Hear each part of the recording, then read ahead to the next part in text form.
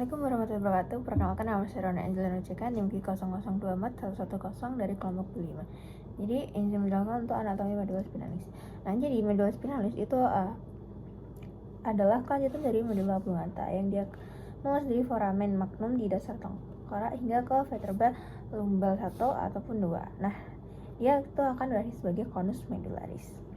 Ini conus medullaris. Nah, diameter dari ujung conus medullaris akan memanjang menjadi filum terminal sampai hingga vertebra koksial 1. Nah, untuk mengingat dari spinal cord itu antil lumbal 2. Nah, ini adalah medulla medulla spinalis. Nah, di mana ada layer yang pertama ada dura mater, yang kedua yang bagian tengah ada arachnoidea, lalu ada bagian paling dalam adalah pia mater. Nah, dura mater itu ada dua layer lagi, yaitu lamina industrialis dan lamina meningalis. Nah, di mana antara lamina industrialis dan lamina meningalis di antara dura mater ini terdapat epidural space. Nah, di antara arachnoideum dan pia mater itu ada subarachnoid space, di mana itu adalah tempat LCS. Nah, pada medulla spinalis itu ada dua substansia grisea sama substansia alba. Di mana kalau substansia grisea itu dia lebih ke abu-abu, yang ini grisea, sedangkan kalau substansia alba dia tuh lebih ke putih atau terang. Nah, pada medulla spinalis itu ada 4 permukaan, yaitu anterior, posterior, dan lateral. Terus habis itu ada 4 fistula juga, anterior dan sulci anterolateral, posterior lateral, dan posterior. Nah, kenapa sih substansia grisea ini warnanya lebih gelap daripada substansia alba? Karena di dalamnya terdiri dari akson. Nah, di sini itu ada radix anterior sama radix posterior. Radix posterior sama radix anterior. Nah, di mana fungsi dari radix anterior itu memberikan informasi motorik, dan mereka berasal dari radix anterior substansia grisea dan keluar melalui sulcus anterolateral. Sedangkan kalau radix posterior yaitu mengirimkan informasi sensorik dan berasal dari radix posterior substansia grisea dan keluar melalui sulcus posterolateral. Nah, radix anterior dan posterior itu akan membentuk nervus spinalis. Nah, di mana akan menjadi 4 cabang, yaitu ramus anterior dan ramus posterior, dan ada ramus komunikan bagian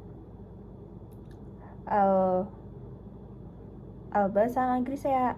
Nah, menjadi ramus posterior nervus spinalis, ramus anterior nervus spinalis, ramus komunikan grisea nervus spinalis, ramus komunikan alba nervus spinalis. Dari 5 segmen ini itu ada nervi spinalis, di mana ada 31 pasang. Yang pertama ada segmen cervical. Segmen cervical memiliki 8 pasang nervus spinalis, yaitu dari C1 cervical 1 hingga cervical 8. Dan itu lalu ada segmen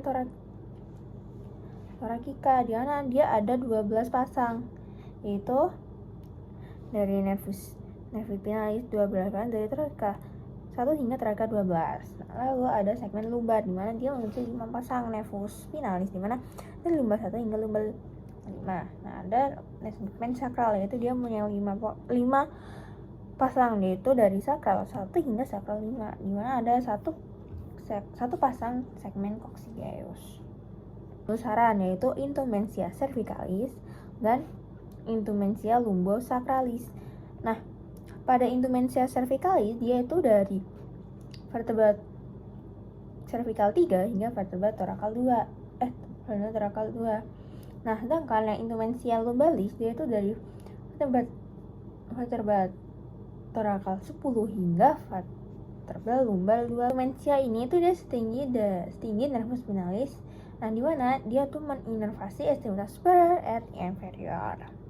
Yang cervical dia itu keluarnya melalui foramina intervertebralis tepat di atas. Nah, jadi semisal C1 berarti misal C2 berarti dia keluarnya di C1. Nah, sedangkan nervus spinalis yang thoracal, lumbal, sakral itu tepat di bawahnya. Jadi semisal T1 berarti di bawahnya, berarti dia akan keluar di T2 gitu. Nah, pada lumbal 2 hingga sakral 4 itu ada yang disebut dengan cauda equina, di mana pada bagian ini cuma terdiri dari radik saraf sehingga disebut cauda equina. Nah, lalu pada bagian ini itu biasanya digunakan untuk mengambil anestesi atau anestesi spinal. Nah, ini adalah vaskularisasi dari arteri anatomi medulla spinalis. Ada spina posterior dextra, ada spina bifida sinistra, ada arterioles posterior, arteri subcularis, lalu ada arteria spinalis anterior. Nah, ini adalah medulla spinalis. Ini ramusnya dari posterior, intercostal, retractus descendens. Nah, anatomi medulla spinalis. Nah, di mana yang aku sebut tadi itu ada white matter atau alba. Tuh. Nah, di anatomi spinalis itu dia ada ascending tract, di mana dia akan membawa informasi dari otak ke periferal. Nah, di mana pada bagian anterior veniculus ada juga lateral veniculus, lalu ada posterior veniculus. Nah, di mana pada anterior veniculus itu ada ascending tract, di mana pada di sini itu di bagian anterior spinothalamic tract.